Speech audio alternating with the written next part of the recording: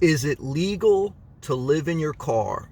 That's one of the first questions I researched when I hit the road a couple years ago and sold my house and started living out of my car. I wanted to know if it was legal because I don't want to have problems with the law, and I didn't get into this lifestyle because I wanted to be a fugitive. I got into this lifestyle because I wanted to live this simple life. I like peace. I wanted to control more of my time and my resources. And so I Googled the question, is it legal to live in your car? And the general answer that comes up in the search engine is that yes, it is legal to live in your car. You're not doing anything wrong by living in your car. However, where it can become an issue is parking. Okay, so in certain states and certain counties, there could be ordinances or rules that they don't allow car, van dwelling, or maybe even RV living. But that's only a few exceptions throughout the country. But in general speaking terms, as long as you are parked legally, you can live in your car. And when I'm talking about parking, I'm mainly talking about at night when you sleep, because that's the longest time that I'm in my vehicle. Most of the time I live outdoors. Okay, I'm at Starbucks doing work. I'm at the gym. I'm in a park at the beach. So at night, from 10 or 11 till 6 in the morning, I'm sleeping, I go to my car. That is the time period whenever you're going to sleep that you have to find safe and legal parking. And not just parking as if you were going to park your car and then go into a building for the night. Parking as if you could park there and sleep there. So there's gray areas and there's black and white areas. Where can you park legally and sleep in your car? Number one is campgrounds. So in a campground, you can park and sleep there. You'd be considered a tent camper. In some campsites, you may have to set up a tent. In some, you may not. Now, there's some free campsites and there's some paying ones. There's also camping passes. I've been sharing recently, I got the 1,000 Trails Pass, and I found that to be very cost effective. But they're not located everywhere, and depending on where you are and where you plan to travel, it may or may not work for you. Because paying for a campground in your area every night can become expensive, and there's restrictions on how long you can stay and have to move in, move out. So you'd have to look into that. But what you're going to find is in this lifestyle, the key is to keep it moving. So when you keep it moving, you're going to have a variety of things to choose from, you're going to have a variety of things you have to have in your pool of resources to sleep. It's not just going to be one thing. So one resource I have is the 1,000 Trails Camping Pass. The other resource you have is you can do truck stops and rest stops for one night or so, depending on the rules of that particular area. Some of them do have, you can only park here for 3 hours. Some have 8 hours. So rest areas and truck stops are another legal place you can park. That's what they're designed for. But they're not designed to live out of, okay? So human nature is to become complacent because we're creatures of habit. So if you get used to a rest stop or a truck stop and you're allowed to park there, and you are for most cases for one night or whatever, if you show up there every night, day in, day out, you're going to get in trouble because that can become illegal, okay? And rest areas and truck stops, they're normally patrolled by police, state troopers, or local security. But you use it in your arsenal, and you just keep it as one of your many spots that you can use in a spread out period of time. Walmarts, sometimes even a Lowe's Hardware, things like that. In most cases, you're allowed to park there for one night or so, one night usually.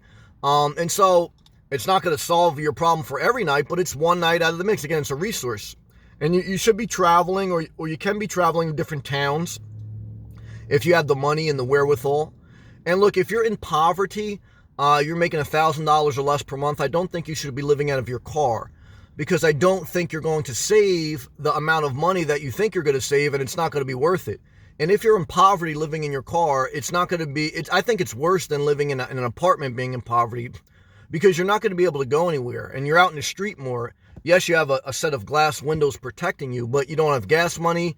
You're more vulnerable to the street elements and to the weather. You're sacrificing too much and you're not gaining enough. I'll do a separate video on that. But I'm saying that you're going to need gas money, and your gas costs are going to go up a little bit because you got to keep it moving somewhat. Not every day, but somewhat.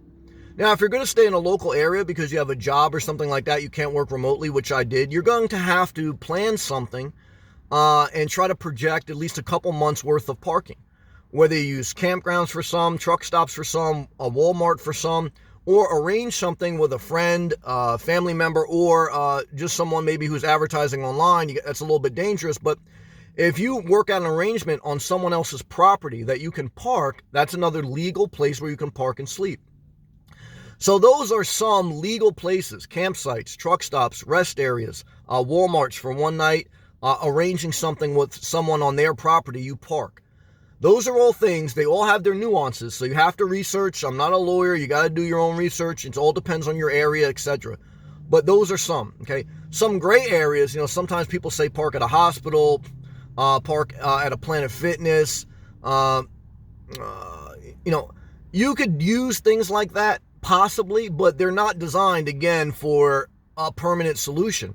They may get you through one night, but I wouldn't want to see you, and I don't do that, become a habit, because you're going to get yourself in trouble. And again, I go back to, why did I get involved in this lifestyle? Because I want to live a peaceful lifestyle. I want to live a simple life. I don't want to have trouble with the law. So where there's a no-no, is I would never park in a residential street in front of someone's house. It's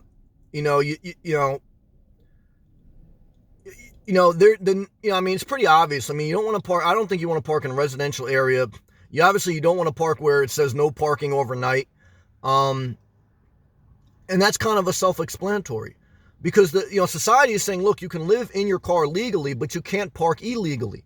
And sleeping in your car and parking in your car are kind of like, a little bit of a nuance. So in most cases, if you do get caught parking somewhere you shouldn't, in most cases, which I have gotten to, a state trooper or a cop or security guards just knock on your window and ask you either what's going on, are you okay, or you're going to have to keep it moving. Usually it's not going to become an escalated issue unless you ignore the police officer or security guard's warning the first time and you keep showing up and you keep getting warnings. Then they'll have to, escalate it. So, for the most part, look, people will not bother you as long as you comply with the rules. And if you're asked to move, you don't make it an issue. And movement is part of the nomadic life. And that means cost of money on gas, cost of money on wear and tear, and on your mind, because it's rigorous to continue to kind of move around. But keeping it moving is a key component to complying with a legal lifestyle. There's gray areas. Again, I'm not making citizens arrests. I'm just trying to share with you. I looked at it because I wanted to know. I didn't want to do something illegal and get in trouble. But there's nuances within where you park that you have to be very mindful of. That can become a pain in the butt. And again, if you're living in poverty, it's going to be hard to stay compliant because you're going to have to move, which means movement means money. Because anytime you move your car, start your car and go, it's money. So gas, wear and tear, etc. So I just want to share with you some insights. Is it legal to live in your car? Do your own research. But the general answer I found is yes. But what can be illegal is where to park. We went over some of those issues, so I'm just sharing. Okay, I've lived on the road for 3 years. I've probably got 3 knocks on my doors, all by security guards or cop. And, I kept it moving. And the one knock by the cop was just basically just checking to make sure you're okay. And, because I wasn't there constantly. They would just say, we just make sure that everyone's okay. Look, the cops and the people around, the security guards, they just don't want an issue. They don't want people doing drugs and they don't want any crime. That's their job. So, but overall, it's been a positive experience, but those are some pitfalls of the experience, okay? Nothing is all good. There's good and bad. You have to weigh the pros and cons for your individual circumstance. You have to do your own research because, it's your life, okay? And if you get in trouble, it's not because of me. It's not because of anyone else. It's because of you. You're an adult. You have to research and figure out what you're deciding to do and own that decision. All right? Peace and love. Best of luck to you. Click that thumbs up button if the video helped you, learn something, or it was entertaining. Share the video and subscribe if you're not. I make daily vlogs. All right? Peace and love.